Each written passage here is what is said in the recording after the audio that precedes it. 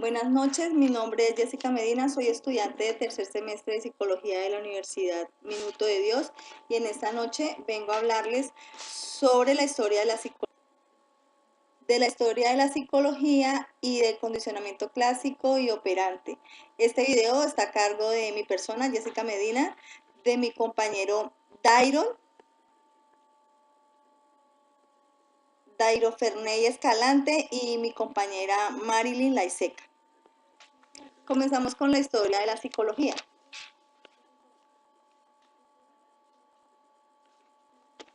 La historia de la psicología, para comenzar a hablar de esto, debemos de explicar de qué depende la palabra psicología. La palabra psicología se define como dos. Se define como psiques y como logo, que significaba estudio para el alma o estudio del alma.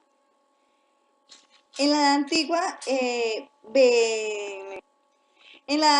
veían la psicología como trastornos mentales y que estos provenían como consecuencia de la posesión por parte de espíritus y demonios. Ya en el siglo V y el siglo IV a.C., Sócrates y Platón aparecieron y dieron aportes muy importantes para el desarrollo de la psicología.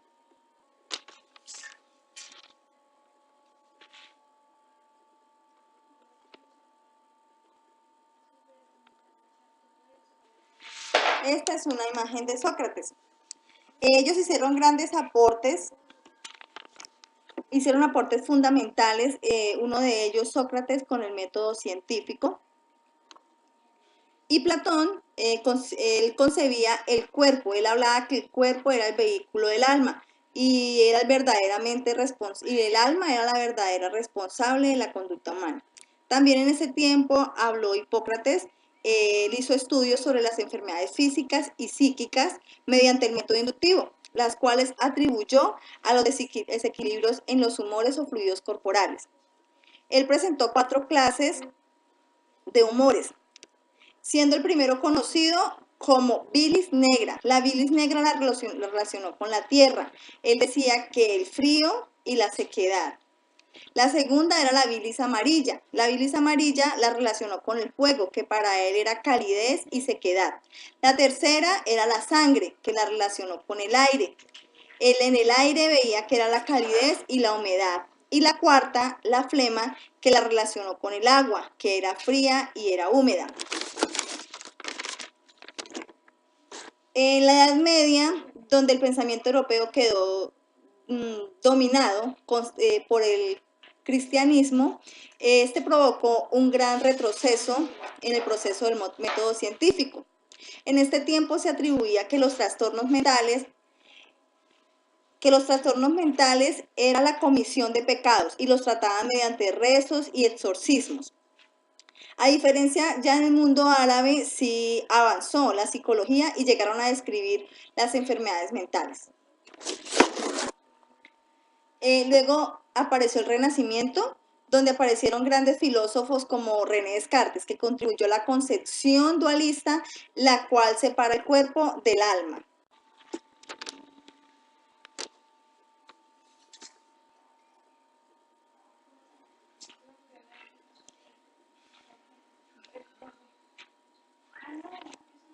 Esta es la imagen de René Descartes. Luego aparece John Locke, que afirmaba que la mente dependía de las influencias ambientales. Con el pasar del tiempo también apareció Thomas Willis, que también atribuyó investigaciones a los trastornos mentales y decía que estaban relacionadas con el sistema nervioso. A finales del siglo XVIII también influyeron Franz Joseph y Franz Mesmer, introduciendo así la frenología, según la cual la frenología tenía la función, según la frenología, las funciones mentales dependen del tamaño de las áreas concretas del cerebro.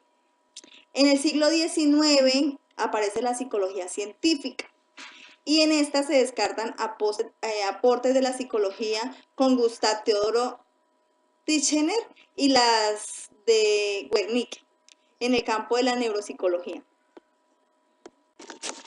En este tiempo también fue de gran importancia la teoría del evolucionismo, que la representaba Charles Darwin. Y en 1879 ya aparece William Wundt con su primer laboratorio. Él fue el fundador del primer laboratorio. Estudió las sensaciones a nivel elemental como el calor, el frío. En uno de sus libros también citó aspectos esenciales del comportamiento, los objetivos. Y él decía que el objetivo es lo que vemos y sentimos. Y lo subjetivo como captamos aquello que estamos percibiendo. Con esta nueva psicología experimental se describió por primera vez la reacción, que es lo que todo organismo siente y cómo todo organismo reacciona. Ya en 1850 aparece Hernán Ebbinghaus. Él nace en 1850 y muere en 1909. Su aporte principal o su obra principal, donde quedan reflejados los estudios de la medición y la capacidad que tienen los seres humanos para memorizar. Continuamos también con Iván Pavlov. Él nació en 1849 y murió en 1936. Trabajó de forma experimental y controlada con perros, a los que incomunicaba del exterior en el laboratorio, los cuales pasó a llamar torres del silencio. Estos estudios lo llevaron a interesarse en lo que él denominó secreciones psíquicas, que eran producidas por las glándulas salivales, sin estimulación directa. Estas observaciones le inspiraron a Pavlov para llevar a cabo numerosos estudios que fueron la base de lo que él llamó el condicionamiento clásico.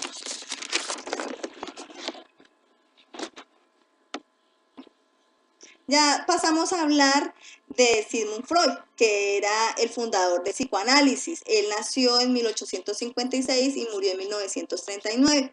Para Freud, la mente tenía tres subsistemas, que era el consciente, el inconsciente y el preconsciente. Él se unió con Charcot, que él era un médico especializado en enfermedades nerviosas y practicaba la hipnosis.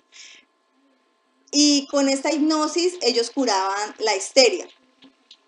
Y gracias a esto, Freud llegó a la conclusión que detrás de cada problema psicológico existía un problema sexual. También en sus estudios, él habló sobre el líbido, en el que el hombre pasaba por 4 fases. Desde el nacimiento, él tenía 4 fases que eran la oral, la fase sádica, la fase anal y la fálica. También trabajó a través de 3 estancias denominadas ello, yo y superyo. Pasamos también a hablar del conductismo. En el conductismo tenemos como representante a Edward Titchener, que nació en 1867 y murió en 1962. Para Titchener, el estudio del comportamiento debe tener 3 partes. El estudio de la anatomía del cerebro, que es la psicología fisiológica. El estudio de la función o finalidad del comportamiento, que para él lo llamó psicología funcional. Y el estudio psicológico del desarrollo humano, el cual llamó psicología evolutiva. A esto se le conoció o él lo llamó como estructuralismo. Por otro lado, también aparece con el funcionalismo John Dewey en 1859 y murió en 1949.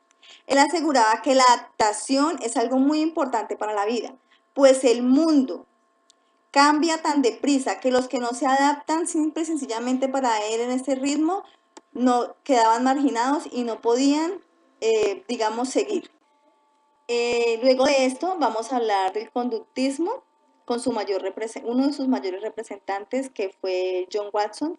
Él nació en 1878 y murió en 1958. Watson se consideraba como fundador del conductismo, donde él explica que la finalidad de esta ciencia era predecir la respuesta de un organismo frente a un estímulo determinado. A esto él le llamó la psicología de estímulo-respuesta. Otra figura también importante para el conductismo fue Skinner, Frederick Skinner. Él nació en 1904, el cual decía que la psicología era una rama experimental de la ciencia natural, donde era posible controlar y predecir la conducta de los seres humanos. solo si se hacía bajo condiciones experimentales, donde jugaron un papel importante el estímulo y la respuesta. Skinner fue el descubridor del condicionamiento operante y fue conocido por su mencionada caja de Skinner y la máquina de enseñar, que ya más adelante mis compañeros Marilyn y Dairon les explicarán sobre el condicionamiento clásico y el condicionamiento operante. El condicionamiento clásico es el proceso de aprendizaje mediante el cual un organismo establece una asociación entre estímulo condicionado y un estímulo incondicionado, teniendo esto una misma respuesta. El condicionamiento clásico fue descubierto por el ruso Iván Pavlov al principio del siglo XX. Este científico estaba estudiando la filosofía digestiva de los animales. En la primera parte del experimento, Iván Pavlov relacionó un estímulo incondicionado, que en este caso sería la comida,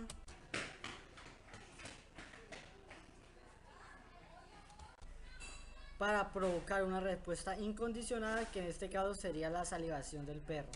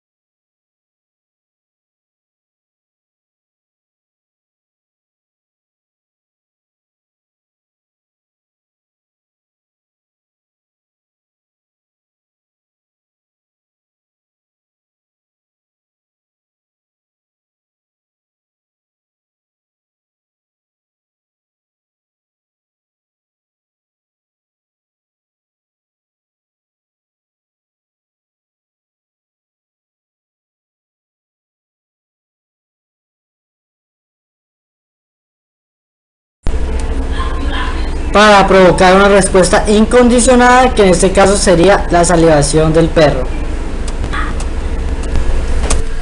con el fin que cada vez que viera un plato de comida el can salivara. En la segunda fase del experimento incluyó el estímulo incondicionado más un estímulo condicionado, que en este caso sería una campana.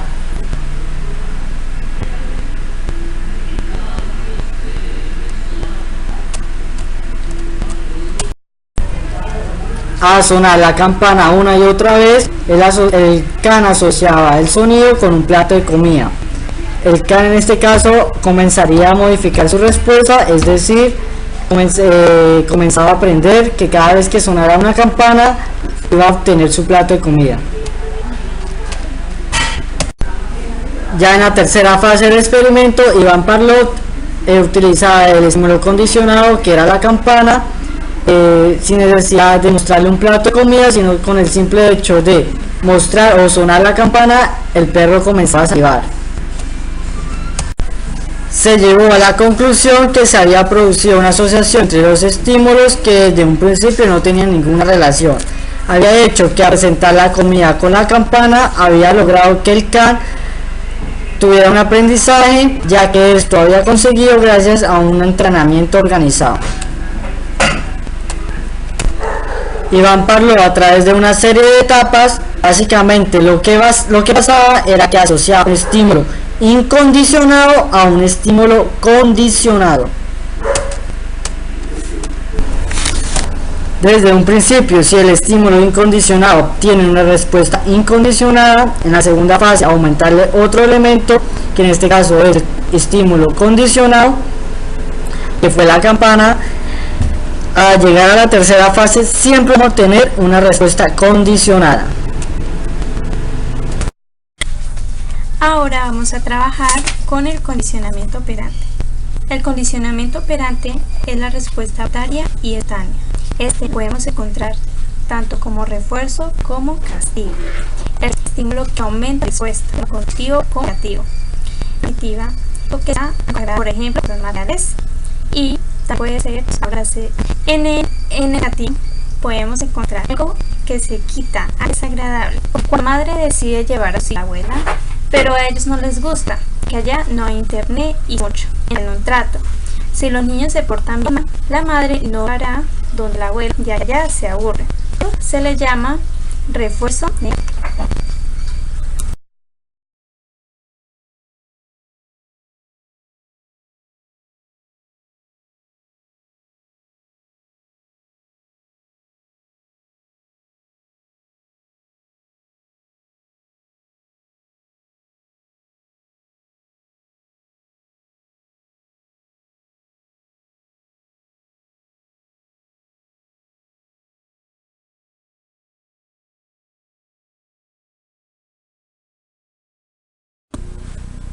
Mediante el refuerzo podemos encontrar diferentes tipos.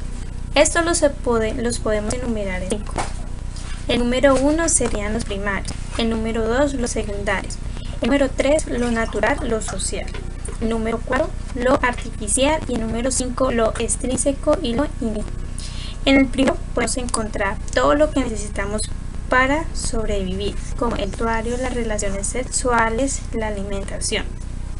En el secundario podemos encontrar todo lo que necesitamos para conseguir el primario, que en este caso sería el dinero. En el tercero es todo lo social, lo natural, que sale de nuestro interior, como felicitar a alguien por su gran esfuerzo, los besos, los abrazos, la aceptación ante la sociedad. El cuarto son las cosas que no necesitamos para sobrevivir, pero feliz, como las joyas y las cirugías plásticas. En el quinto encontramos lo extrínseco y lo intrínseco.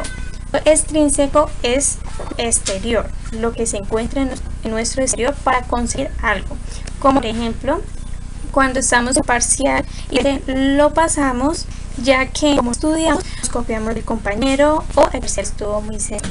En la parte intrínseca es el interior de uno, como por ejemplo cuando nos esforzamos y estudiamos para un parcial y de esa forma lo logramos pasar.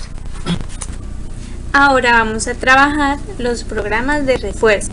En los programas de refuerzo podemos encontrar tres tipos: la razón, el intervalo y la duración. En la razón se encuentran tanto fijas como variables. Las fijas tratan de la intensidad de una conducta, como por ejemplo cuando le regalamos un dulce a un niño seguidamente todos los días. En la parte variable ya sería diferente. Le damos el mismo dulce, pero no sería todos los días, sino día por medio o cada semana, dependiendo como uno quiera condicionar a esa persona. Después encontramos los intervalos fijos, también intervalos variables. Los fijos es como, por ejemplo, cuando nos sentamos a ver una novela todos los días. Ya estamos programados para sentarnos a ver esa novela. Sabemos el horario y sacamos siempre para la novela. En los intervalos variables podemos encontrar cuando van a presentar estreno de alguna película. Siempre vamos a estar pendiente de qué día es, a qué hora va a ser y sacar tiempo para ese espacio. En duración la podemos también encontrar tanto fija como variable. En la parte fija es la respuesta que se da en el transcurso del tiempo. Esta puede durar entre 10 y 15 minutos. En la variable podemos encontrar como por ejemplo las personas que fuman 5 cigarrillos en 45 minutos. En este se le va a dar un estímulo mediante la baja intensidad de fumar, sea a los 45 minutos, a 10 minutos, a 20 minutos. Estos serían los programas de refuerzo. Ahora vamos a hablar sobre el castigo. El castigo es el estímulo que disminuye la probabilidad de respuesta. Este lo podemos encontrar tanto positivos como negativos. En los positivos podemos encontrar que el castigo es lo que se da algo desagradable. O por ejemplo, cuando corregimos a los niños si se portan caritas tristes en clase. En los negativos se le quita algo agradable a la persona. Por ejemplo, si se portaron mal en el colegio, se les va a quitar el celular o cosas que a ellos verdaderamente les llamen la atención. Ahora vamos a hablar sobre las contingencias. La contingencia es la relación que hay entre la conducta y su consecuencia. En esa se crea un hábito. No hay necesidad de reforzar esa conducta.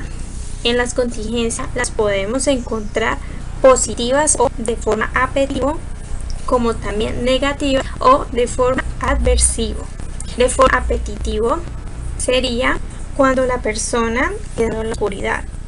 Ya le generó la conducta, sea por alguna historia que haya visto, que haya escuchado, de pronto una película, y quede en su mente grabado al suceso. Cada vez va a ver la luz, porque va a pensar que de pronto va a haber alguien ahí que lo va a poder asustar. O también de forma aversivo, que es cuando la persona no le da miedo a la oscuridad. La conducta de la persona no es alterada de ninguna forma. Puede decirse que no ha visto ninguna película que le haya causado miedo. Por esa razón, a él no le da miedo a la oscuridad. Ahora vamos a hablar sobre la extinción y la recuperación espontánea. En la extinción, como su propia palabra lo dice, es la forma en que tratamos de extinguir una conducta. Como por ejemplo, cuando diariamente le damos un dulce a un niño y queremos dejar de que el niño nos pida el dulce, dejamos de dárselo, decirlo así. Para que sea más efectivo, podemos hacer cuando seguidamente le damos el al niño. Pero si utilizamos la razón variable, que es cuando la utilizamos mediadamente entre un lapso de tiempo, sería muy difícil hacerlo, ya que el niño siempre tendrá la esperanza de que algún día le vuelvan a dar su dulce. De esta forma se debería de realizar la extinción. La extinción trata de dejar atrás esa conducta, como por ejemplo cuando un niño llora o hace paletas en la calle. Debemos la conducta para que él se dé cuenta que aquella conducta no lo está afectando a uno y no le llama la atención a uno. De esa forma el niño se calmará y no volverá a hacer aletas. En la parte de la acción espontánea es la forma en que operamos en conducta seguida, de tal forma que utilizamos un refuerzo. Como ejemplo, si dejamos de darle un dulce a un niño y volvemos a dárselo, el niño pensará que volverá nuevamente esa conducta, pero no de una intensidad más grande como anteriormente, ya que hubo una eliminación. Este siempre estará en la esperanza de que le dé un dulce o elimine nuevamente esa conducta. Ahora vamos a hablar sobre la generalización y la discriminación. En la generalización encontramos la respuesta a estímulos similares, como por ejemplo, el perro aprendió a ladrar escuchando el sonido de la campana. Entonces, él lo hará siempre y cuando escuche un sonido similar al de la campana. Ahora vamos a hablar sobre la discriminación. La discriminación trata sobre la explicación que se da de la respuesta específica a un estímulo específico.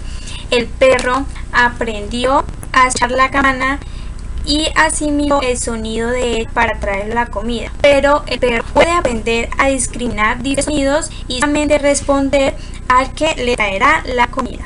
Esto será todo por hoy sobre condicionamiento. Gracias por la atención prestada. Que disfruten el video.